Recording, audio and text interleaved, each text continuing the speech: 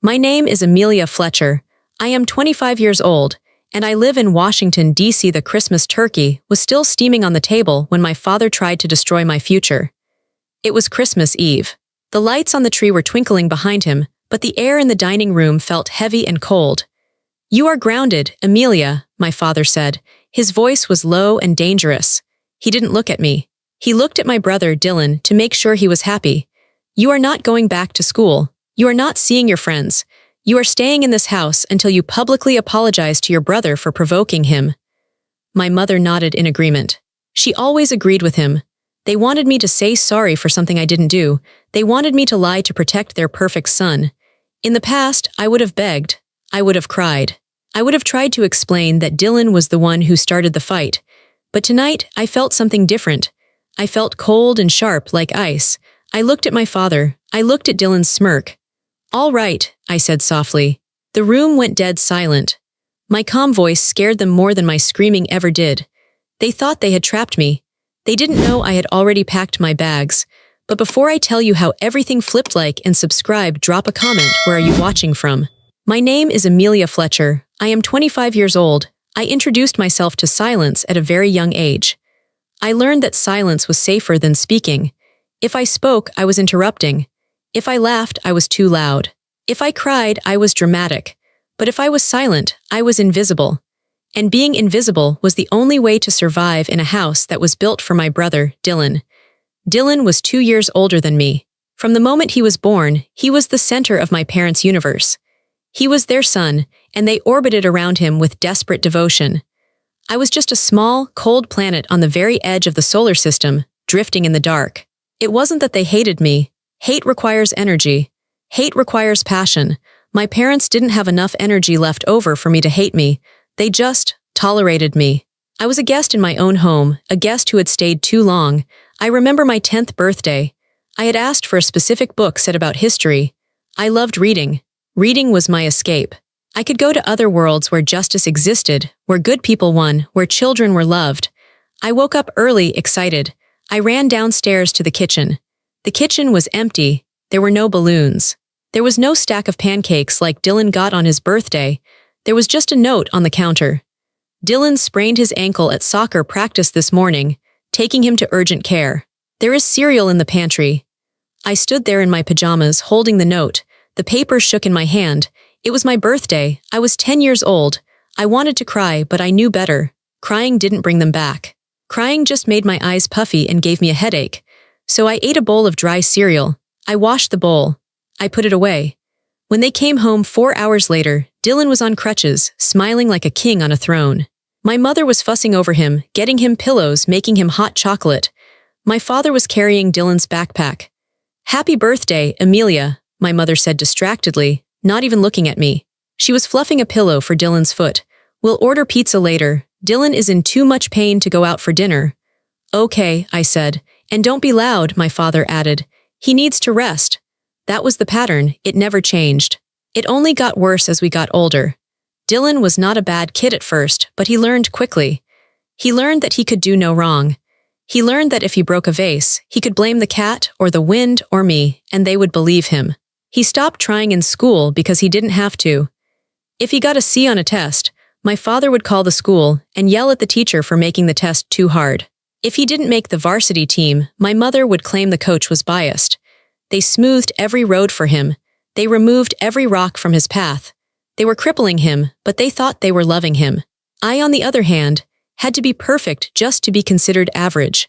I realized by middle school that my only way out of this house was my brain. I couldn't rely on my parents to pay for college. They had already started a business fund for Dylan, even though he had no business ideas. I knew I needed scholarships. I needed to be undeniable. I studied until my eyes burned. I joined the debate team because it taught me how to speak with authority, something I couldn't do at home. I joined the history club. I volunteered at the library. In my junior year of high school, I won the state debate championship. It was a huge deal. Hundreds of students competed. I had worked on my arguments for months. I had defeated the best speakers in the state. I stood on the stage, holding a golden trophy that was almost as big as me. The audience was clapping. I looked down at the front row where the parents were sitting. There were 2 empty seats. I knew they weren't coming. I had told them the date 3 times. I had written it on the family calendar in red marker. But that morning, Dylan had woken up with a stomach ache. He didn't have a fever. He wasn't throwing up. He just didn't want to go to school. My mother decided she needed to stay home to monitor him, and my father said he had to drive Dylan to the doctor if it got worse. "We are so proud of you, Amelia," my dad had said over the phone when I called them from the bus ride home. He didn't sound proud. He sounded bored. But poor Dylan is really suffering here. I could hear the TV in the background. I could hear Dylan laughing at a show. He wasn't suffering. He was winning. I placed the trophy on the mantelpiece in the living room when I got home. It was shiny and beautiful. It was proof that I was good at something. 2 days later, the trophy was gone. I found it in the garage in a cardboard box covered by an old towel. "Why is my trophy in the garage?" I asked my mother. She didn't look up from her phone. "It was taking up too much space, Amelia." And Dylan felt bad. "You know he struggles with his grades. We don't want to rub your success in his face. It's not kind." Not kind. It was not kind for me to succeed because it made my brother feel bad about his own laziness.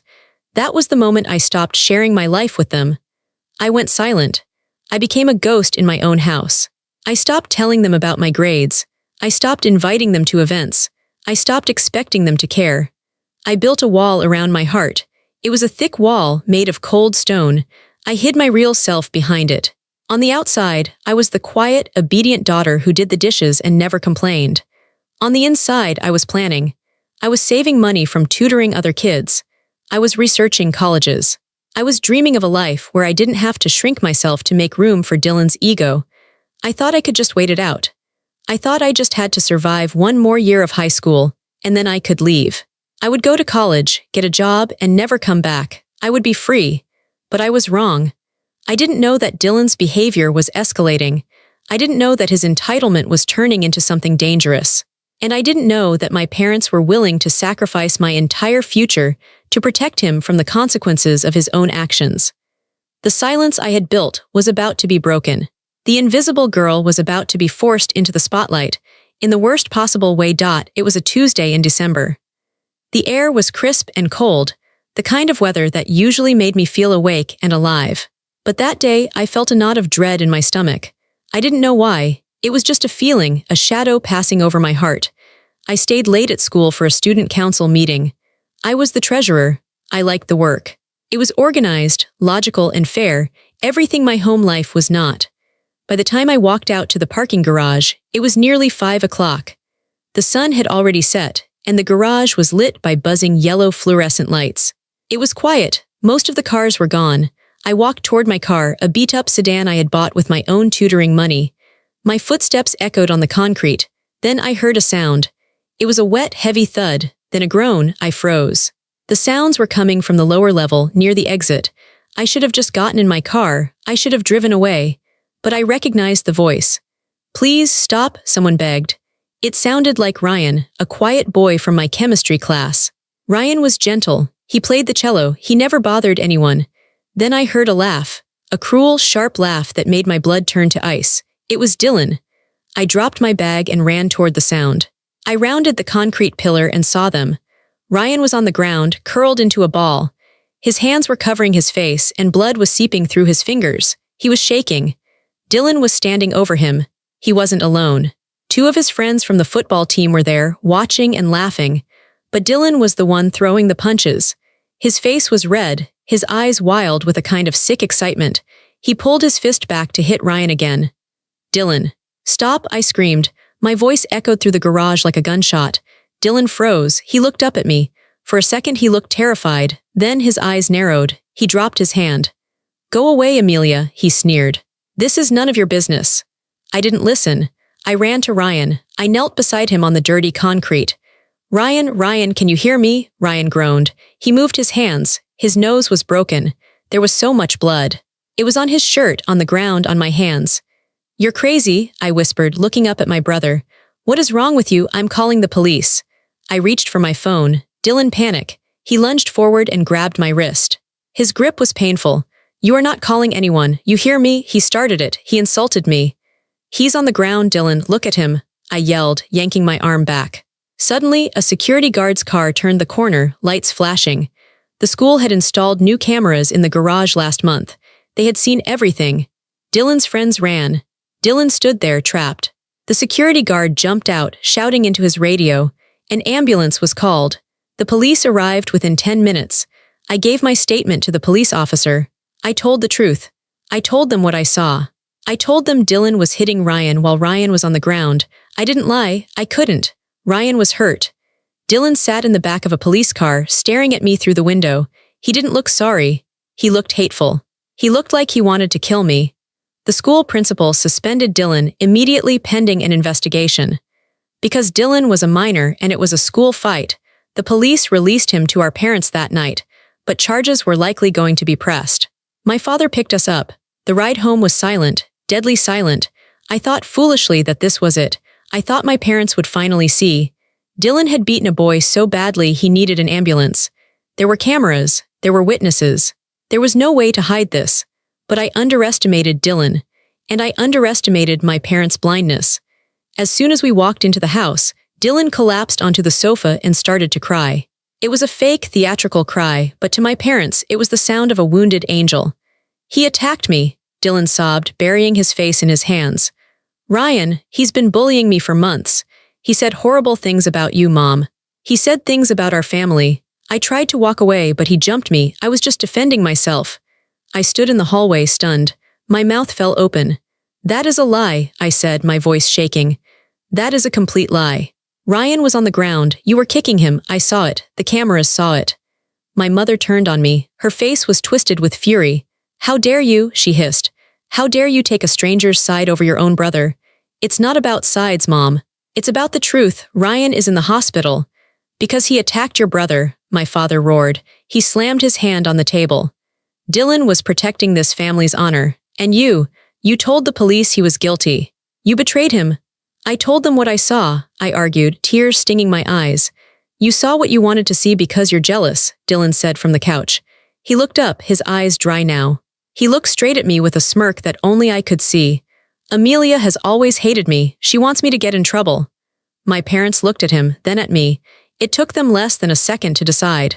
They chose the lie. They wrapped their arms around Dylan. My mother kissed his head. My father patted his back. It's okay, son, my father said soothingly.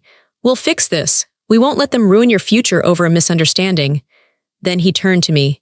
His eyes were cold, dead things. You will go to the school tomorrow, he said.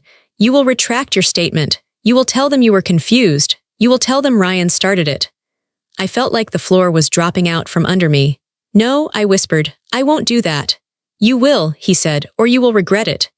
I went to my room and locked the door. I stared at my hands. There was still a speck of Ryan's dry blood on my thumb. It was real. The violence was real. But in this house, the truth didn't matter. Only Dylan mattered. I realized then that I wasn't just invisible anymore. I was the enemy. The next 2 days were a blur of tension. The house felt like a bomb waiting to explode. My parents were on the phone constantly, with lawyers, with the school board, with other parents. I could hear them spinning the story. They were painting Dylan as the victim. They were saying Ryan was a troubled kid, a violent aggressor. They were destroying Ryan's reputation to save Dylan's. I went to school the next day, but I didn't retract my statement. I sat in the principal's office and told him again. Dylan attacked Ryan. The principal, Mr. Henderson, looked relieved. He had seen the footage, but having a family witness confirm it made the case airtight. Thank you for your honesty, Amelia, he said. I know this is hard. He didn't know the half of it. When I got home that afternoon, Christmas Eve, the atmosphere had shifted. It wasn't just tense anymore, it was hostile. Dinner was set on the table. Roast chicken, potatoes, green beans. A festive meal for a family at war. My parents sat at opposite ends of the table. Dylan sat across from me. He was eating calmly, as if he hadn't sent a boy to the hospital 2 days ago. My father put down his fork. The sound of metal hitting china rang out in the quiet room. The school called, he said. I kept my eyes on my plate. Okay. Mr. Henderson said you refused to change your statement. In fact, you confirmed it. You gave them a written affidavit against your brother. I told the truth, I said, my voice steady, though my hands were shaking in my lap. The truth, my father laughed, a harsh, bark-like sound. The truth is what we say it is, Amelia. We are a family. We stand together. You have exposed us to liability. You have endangered Dylan's college prospects. Do you understand what you have done? Dylan endangered his own prospects when he assaulted someone, I said, finally looking up. My mother gasped, "Don't speak to your father like that." "We have a solution," my father said. He leaned forward. "You are going to fix this. After the holiday break, there is a school board hearing. You will attend, you will speak. You will say that you were emotional and confused, and that upon reflection, you realized Ryan struck first." "I won't," I said. "If you don't," my father said, his voice dropping to that dangerous whisper, "then you are not going back to school." The words hung in the air. "What?" I asked. "You heard me. If you cannot support this family, you will not benefit from this family. We pay for your car, we pay for your clothes, we pay for your school fees and activities. If you do not apologize to Dylan and fix this mess, we're pulling you out." "You can't pull me out of school," I said. "I'm a senior. I'm on the debate team. I have exams." "We can withdraw you," my mother said coldly. "We can homeschool you, or we can just let you drop out. You're 18 in a few months. You can figure it out then. But until you apologize and do as you are told, you are grounded. Indefinitely. No phone, no car, no friends. No school." I looked at them. I really looked at them. They weren't bluffing. They were willing to burn my life to the ground just to keep Dylan warm. They would destroy my high school graduation, my records, my chances for college, just to force me into a lie. I looked at Dylan. He was smiling. He was enjoying this. He liked seeing me stripped of everything I had worked for. In that moment, something inside me snapped. But it wasn't a loud snap. It was a quiet, clean break. The tether that had bound me to them, the hope that they would one day love me or be fair, finally severed. I didn't feel sad anymore. I didn't feel angry. I felt clear. I needed to buy time. I needed them to think they had won so they would stop watching me. I took a deep breath. I lowered my eyes. I made my shoulders slump as if I was defeated. "All right," I said softly. My father blinked. He had expected a fight. He had expected tears. "All right, you win," I said. "I can't leave school. It's all I have. I'll do what you want." My mother let out a sigh of relief. Finally, some sense. "But I need time," I added. "I'm upset. Please just let me go to my room. I'll apologize to Dylan later when I'm ready." "Fine," my father said, leaning back. "You are grounded until you do. Go to your room." I stood up. I walked out of the dining room. I walked up the stairs. I didn't look back. I entered my room and closed the door. I didn't cry. I didn't throw myself on the bed. I moved with the precision of a soldier. I pulled my suitcase from the back of the closet. I didn't pack clothes first. I packed my life. I went to my desk drawer. I took out my birth certificate, my social security card, my passport, my bank book. The account was in my name, money I had earned, money they didn't know the total of. I took my hard drive with all my school essays and debate videos. I took my physical transcripts I had saved. I took my awards. They thought they were grounding me. They thought they were trapping me in this house. They didn't know that I wasn't planning on staying. They threatened to take my future. So I was going to leave and go find a new one. My room was dark. It was 2 a.m. on Christmas morning. The house was silent. My parents and Dylan were asleep, secure in their victory. They thought they had broken me. They thought I was lying in bed, crying, preparing to surrender. I was sitting on the floor of my closet, my laptop balanced on my knees, the screen dimmed to the lowest setting. I wasn't surrendering. I was fighting back. I had one lifeline, Rebecca. Rebecca was my former debate coach who had moved to Washington, D.C. to teach at Georgetown Preparatory School. She had always told me, "Amelia, you have a gift. If you ever need anything, call me." I had emailed her 3 hours ago, explaining everything. The fight, the lie, the ultimatum. I told her I was about to be pulled out of school and erased. She had replied 14 minutes later. "Send me your application. Tonight, we have a mid-year transfer opening for a scholarship student. It's a boarding position. If you get it, you leave immediately. Can you write the essay?" Could I write the essay? I had been writing this essay in my head for 10 years. I opened the application portal. The cursor blinked on the screen. The prompt was simple. Tell us about a challenge you have faced and how it shaped your character. I didn't write about a bad grade. I didn't write about a sports injury. I wrote about the silence. I typed fast, my fingers flying over the keys. I poured everything onto the digital page. I wrote about the empty seats at my competitions. I wrote about the trophy in the garage. I wrote about the pressure to be perfect so I wouldn't be a burden. I wrote about the glass child syndrome, looking through the healthy sibling to focus only on the one who demands attention. I wrote, I learned that my voice was the only thing I truly owned. They could take my car, my phone, and my freedom, but they could not take my truth. I am applying to this school not because I am running away from a challenge, but because I am running toward a place where truth matters. I want to be a lawyer. I want to be the person who stands up for the one on the ground, even when the whole room is telling me to look away. I read it over. It was raw. It was simple. It was the most honest thing I had ever written. I attached my transcripts. I attached the scanned copies of my awards. I attached the recommendation letter Rebecca had already written for me months ago, just in case. The clock on my laptop read 3:14 a.m. My heart was hammering against my ribs. If my father walked in right now, if he saw the screen, it would be over. He would smash the laptop. He would lock me in this room until I was 18. I took a deep breath. I hovered the mouse over the submit button. This was it, a quiet rebellion. No screaming, no fighting, just a click of a button. I clicked. The screen loaded, a spinning wheel. Application submitted. Thank you, Amelia. I closed the laptop. I hid it under a pile of sweaters in the back of the closet. I crawled into bed, but I didn't sleep. I lay there staring at the ceiling, waiting for the sun to come up. Christmas morning arrived with a gray, dull light. I went downstairs. The tree was lit. There were piles of gifts for Dylan. A new gaming console, designer sneakers, a watch. There were a few small boxes for me, pajamas, a gift card, perfume. Merry Christmas, my mother said, handing me a cup of coffee. She acted like everything was normal. Are you ready to apologize to your brother today? I'm thinking about what I want to say, I said. It wasn't a lie. I was thinking about exactly what I wanted to say. Good, my father said. Don't take too long. The school board meeting is in January. I sat on the sofa, watching Dylan tear open his gifts. He looked happy. He had won. He had gotten away with violence, and he had gotten the gifts. Then my phone buzzed in my pocket. I had snuck it back from the kitchen counter where my dad had left it. I pulled it out under the blanket, an email notification. It was from Georgetown Preparatory School. My hands shook. I tapped the screen. Dear Amelia, we have reviewed your application and the urgent recommendation from Miss Rebecca Sterling. The admissions committee was deeply moved by your essay and impressed by your academic record.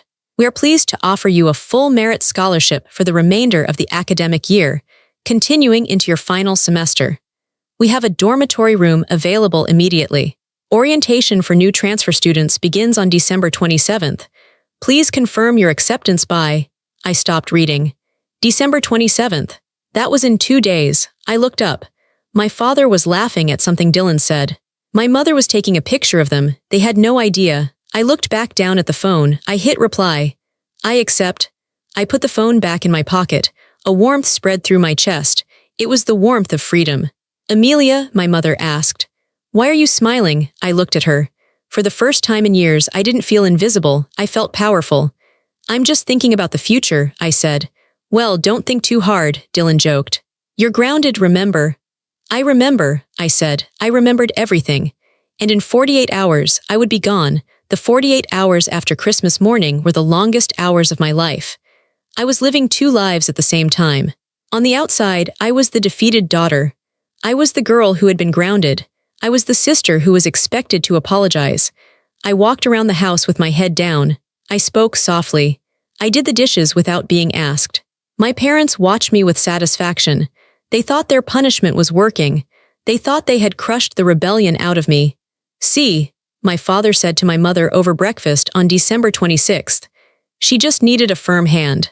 She's calming down. She'll apologize to Dylan by New Year's, my mother replied, sipping her coffee. Then we can put this ugly business behind us and focus on Dylan's spring semester.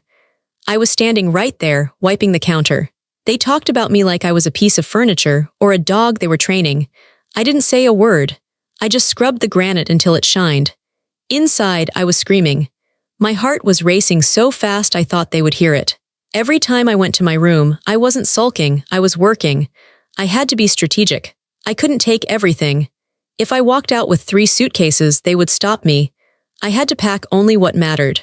I took the large duffel bag from the back of my closet, the one I used for debate tournaments. It was black and nondescript. I started with the essentials: underwear, socks, my 2 favorite sweaters, the blazer I wore when I won the state championship. It was my armor. I looked at my bookshelf. I wanted to take them all. My books were my friends. They were the only voices in this house that had ever been kind to me. But I couldn't take them, they were too heavy.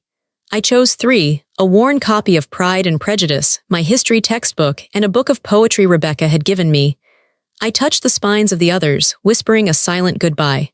I packed my laptop, my hard drive, and the folder with my documents. I hid the bag under my bed, pushing it all the way against the wall behind a box of old shoes. The hardest part was the acting. That afternoon, Dylan came into the living room where I was reading. He sat down on the coffee table, right in front of me. He blocked my light. "You know you're going to have to say it eventually," he said. He had a smug look on his face. He was eating an apple, chewing loudly. "Say what?" I asked, keeping my voice flat. "That you're sorry, that you lied, that I'm the victim." I looked at him. I looked at the bruise on his knuckle, the bruise he got from punching Ryan's face. "I'm thinking about what to say," I said. "Dad says if you don't do it well enough, he's going to take your car keys for good. Maybe give the car to me, I could use a spare." I felt a flash of rage, hot and sharp. But I swallowed it. I needed to be invisible for just 24 more hours. "We'll see," I said calmly. I stood up and walked away. "Don't walk away when I'm talking to you," he shouted. I kept walking. I went to the laundry room. I pretended to fold towels. My hands were shaking. Just one more day, I told myself. Just one more day. That night, I received a text from Rebecca. "The car will be there at 9 a.m. on the 27th. A black sedan. The driver's name is Thomas, be ready." 9 a.m. My parents usually slept until 10 o'clock during the holidays. Dylan slept until noon. I checked my alarm clock. I checked my bag. I checked my escape route. I didn't sleep that night. I lay in my bed, listening to the house settle. I heard the wind outside. I heard the furnace click on and off. I said goodbye to the room. I said goodbye to the view from the window. I wasn't sad to leave the people, but I was sad to leave the only safety I had ever known. It was a cold safety, a lonely safety, but it was mine. Now I was stepping into the unknown. The morning of December 27th was gray and snowy. The house was dead silent. I woke up at 6 a.m. I dressed in my best clothes, a crisp white shirt, dark jeans, and my boots. I brushed my hair. I looked in the mirror. The girl staring back at me looked different. She looked older. She looked determined. I had one loose end to tie up. I needed to sign my withdrawal papers at the high school. The administration office was open for half a day during the winter break for record processing. I knew the secretary, Mrs. Higgins. She liked me. I needed to get my official file sealed and transferred so my parents couldn't block it later. I wrote a note and left it on the kitchen counter. Went to the school to get some books from my locker for studying, be back soon. It was a risk. If they woke up, they might be angry I left the house while grounded. But I took the keys to my beat-up sedan and drove to the school. The school was mostly empty, but the gym was open for winter basketball practice. I could hear sneakers squeaking and balls bouncing. I walked into the main office. Mrs. Higgins was there sorting mail. "Amelia," she asked, surprised. "School is closed, honey. What are you doing here?" "I need to withdraw, Mrs. Higgins," I said. My voice was steady. "I'm transferring today," she blinked. "Transferring? Does your father know? I haven't received any paperwork." "I'm 18 in 3 months, Mrs. Higgins, but right now, I have an acceptance letter from Georgetown Prep. They have requested my file electronically. Can you please push the button to release it?" I showed her the email on my phone. Her eyes went wide. Georgetown Prep was prestigious. "Oh my," she whispered. "Well, if you have the acceptance, and you're sure." "I'm sure, please." "It's urgent." She typed on her computer. She clicked a few keys. "All right, it's sent. You're officially pending transfer." I let out a breath I didn't know I was holding. "Thank you." I turned to leave. I walked out into the hallway. And then I saw him. Dylan, he was walking out of the gym with his gym bag. He must have gotten a ride with a friend for practice. He saw me and stopped. His face twisted into a scowl. "What are you doing here?" he demanded. "You're grounded. Dad's going to kill you for taking the car." "I'm leaving, Dylan," I said. "Leaving? Leaving where? The house?" He laughed. "You can't go anywhere. You have no money. You have nothing." "I'm withdrawing from school," I said. "I'm transferring." He stepped closer. He was big, taller than me by 6 inches. He used his size to intimidate everyone. "You can't transfer. Dad won't let you. You're going to stay here and fix my reputation." "Your reputation is broken because of your fists, not my words," I said. He grabbed my arm. His fingers dug into my bicep. It hurt. "You listen to me," he hissed. "You're coming home right now. You're going to write that apology letter, and you're going to tell the principal that you lied about the fight." "Let go of me," I said. "No, you're coming with me." He yanked me toward the exit. In the past, I would have gone limp. I would have let him drag me, but not today. Today, I was a scholarship student at Georgetown Prep. Today, I was free. I remembered the self-defense class I had taken secretly at the community center last summer. Rotate the wrist. Step in. Push. I twisted my arm violently against his thumb. His grip broke. I stepped in and shoved him hard in the chest with both hands. He wasn't expecting it. He stumbled back. He tripped over his own gym bag and fell hard onto the linoleum floor. The sound echoed in the hallway. The gym doors opened. The basketball team came out to see what the noise was. 10 guys. They saw Dylan on the floor. They saw me standing over him, tall and calm. Dylan scrambled up, his face red with humiliation. You crazy witch, I'll kill you." He lunged at me. "Mr. Fletcher," the voice boomed down the hall. It was Mr. Henderson, the principal. He had stepped out of his office when he heard the shout. Dylan froze. His fist was raised in the air. Mr. Henderson walked up to us. He looked at Dylan's raised fist. He looked at me. "Is there a problem here?" Mr. Henderson asked. "She attacked me," Dylan shouted, pointing at me. "She's crazy, she pushed me down." Mr. Henderson looked at the basketball players. "Did she attack him?" One of the players, a guy named Mike who had seen the whole thing, shook his head. "No, sir, he grabbed her, she just broke away and he tripped." Dylan turned pale. The lie didn't work. The audience wasn't his parents. I looked at Mr. Henderson. "I came to process my withdrawal papers, sir. I'm transferring to Georgetown Prep. My brother was trying to physically stop me from leaving the building." Mr. Henderson looked at me with new respect. He looked at Dylan with disgust. "Georgetown Prep?" Mr. Henderson asked. "Yes, sir, I leave today." "Well," Mr. Henderson said, stepping between me and Dylan. "Congratulations, Amelia. That is an incredible opportunity." He turned to Dylan. "Dylan, get your bag and get out of my school. You are still suspended. If I see you on campus again before the hearing, I will have you arrested for trespassing." Dylan looked around. The basketball team was watching. They weren't laughing with him. They were looking at him like he was pathetic. He had tried to bully his sister and got humiliated. I walked past him. I didn't look down. I looked straight ahead. As I walked toward the double doors, I heard a sound. Clap, clap, clap. I turned. It was Mike. Then another player joined in, then Mrs. Higgins from the office doorway. They were clapping. They knew. Everyone knew who Dylan was. Everyone knew what I had dealt with. They were cheering for my escape. I pushed the doors open and walked into the cold air. I didn't look back at Dylan. He was part of my past now. I drove home quickly. I parked the car in the driveway and left the keys on the driver's seat. I wouldn't need them anymore. I ran upstairs. It was 8:45 a.m. The house was stirring. I heard my father coughing in the bedroom. I grabbed my duffel bag from under the bed. I put on my coat. I took one last look at my room, the empty shelves, the bare desk. It looked like a hotel room now, impersonal and cold. I walked downstairs. My mother was in the kitchen, wearing her robe. She was making coffee. She looked at me, then at the duffel bag in my hand. "What are you doing?" she asked. "Where are you going with that bag?" "I'm leaving, Mom," I said. She laughed nervously. "Leaving? You're grounded, Amelia. Put the bag away and set the table. Dylan will be up soon and he'll want pancakes." "I'm not making pancakes for Dylan," I said. "I'm not doing anything for Dylan ever again." My father walked into the kitchen. He saw the bag, his face darkened. "What is this drama?" he grumbled. "Amelia, take that bag upstairs immediately." "No," I said. "Excuse me." My father stepped closer. He was a big man, used to being obeyed. I said, "Take it upstairs. You are not leaving this house." "I am," I said.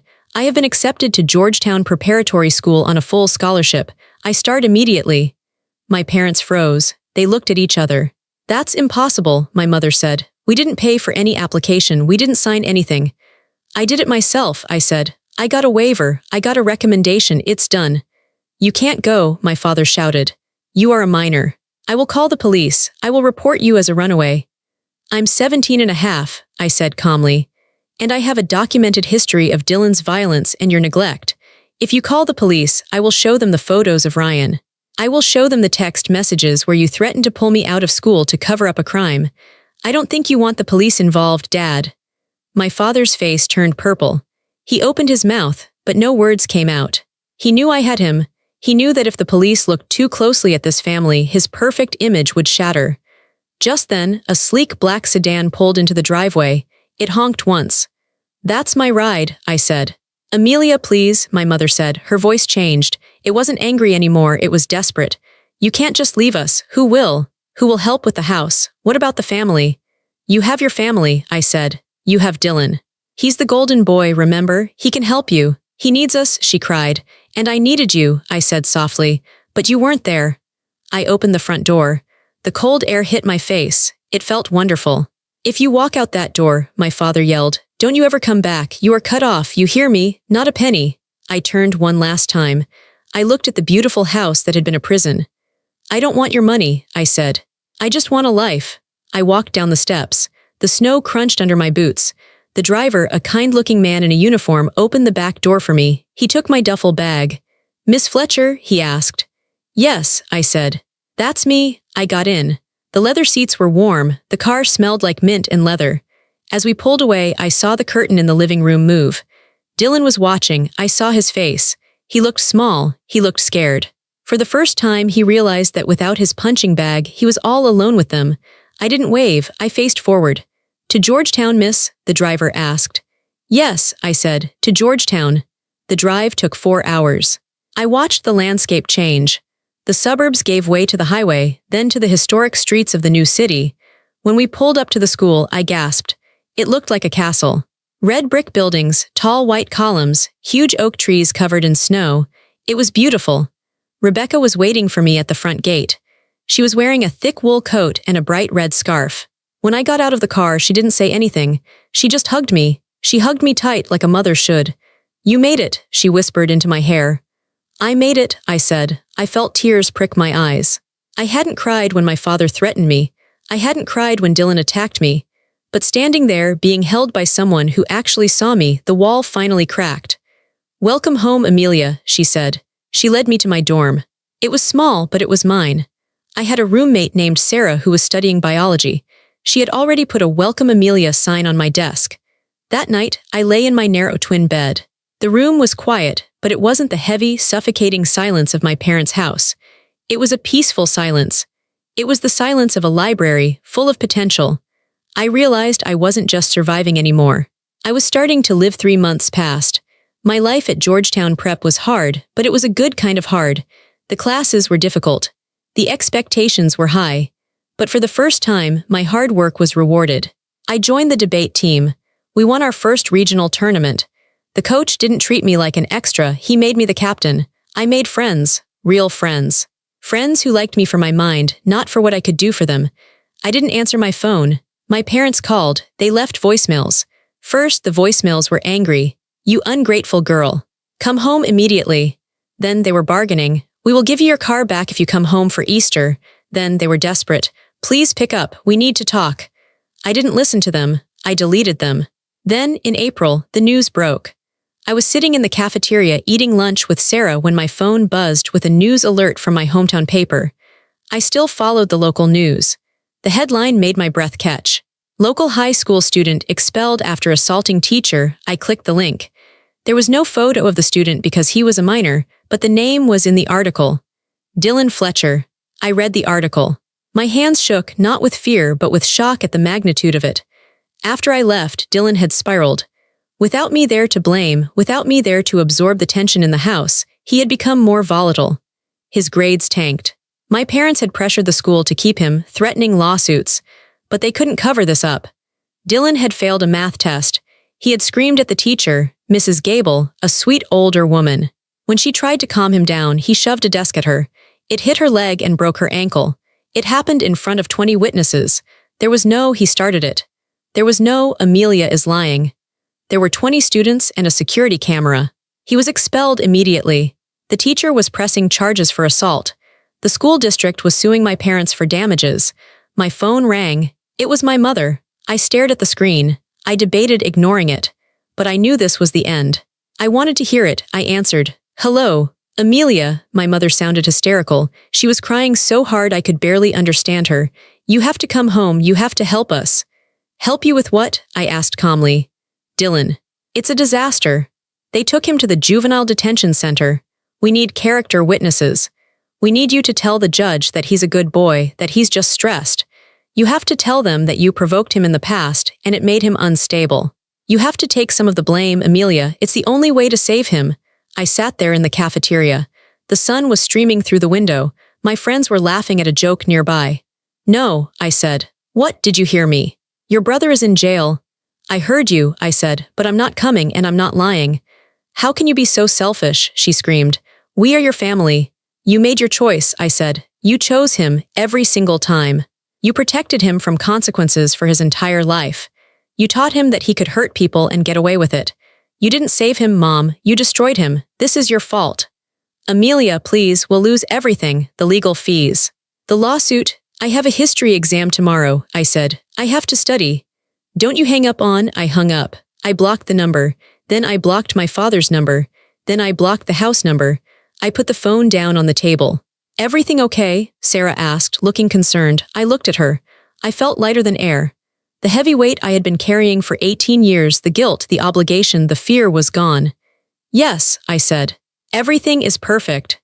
Dylan went to juvenile detention for 6 months. My parents spent their savings on lawyers. They had to sell the big house to pay the settlement to Mrs. Gable. They moved into a small apartment. Their reputation in the town was ruined. The perfect family was exposed as a fraud. I watched it all from a distance, like watching a storm on a radar screen. It couldn't touch me anymore. I was safe. 7 years later, I stood on the balcony of my apartment. It was a beautiful evening in Washington, D.C. The city lights were twinkling below me. My apartment had floor-to-ceiling glass windows. I loved the glass. I loved the transparency. I had nothing to hide. I was 25 years old. I had graduated from Georgetown University at the top of my class. I was now working as a senior policy advisor for education reform. My job was to help kids who were falling through the cracks, kids who were invisible like I used to be. I took a sip of tea. It was quiet. My phone buzzed on the table. It was December 24th, Christmas Eve. It was a text from an unknown number. I knew who it was. It was Dylan. Merry Christmas, sis. Mom and Dad are asking about you. We're at the new place. It's small. Dad's sick. Look, I'm sorry about the past. Can you just call? Can you send some money? We're really struggling. I looked at the message. I thought about the little girl who ate dry cereal on her birthday. I thought about the girl who was told she couldn't go to school. I thought about the girl who was offered up as a sacrifice to save her brother's ego. I didn't feel hate. I didn't feel anger. I just felt detached. They hadn't changed. They still wanted something. They still needed me to fix their mess. I didn't reply. I didn't block the number. I just deleted the message. I didn't need their apology, and I didn't owe them my peace. I turned around and walked back into my living room. My fiancé, Mark, was there. He was putting the star on our Christmas tree. Mark was kind. He was gentle. He listened when I spoke. He loved me not for what I did, but for who I was. Who was that? He asked. Nobody, I said with a smile. Just Spam. I walked over to him and kissed his cheek. Ready for dinner? He asked. I made your favorite. I'm ready, I said. I looked around my life. I had built this. Every book on the shelf, every chair, every moment of peace, I had earned it. I had walked through the fire to get here. I realized that family isn't just blood. Family is the people who respect you. Family is the people who protect you. I had found my family. And more importantly, I had found myself. Peace wasn't something that was given to me. It was something I had to take. And I would never let it go. If my story echoes something in your life, if you have ever felt invisible in your own home, or if you are carrying the weight of a family that refuses to see you, please know that you are not alone. You are not an extra in their movie. You are the protagonist of your own. Hit like if you believe in the power of walking away. Share this story with someone who needs the courage to choose themselves. And subscribe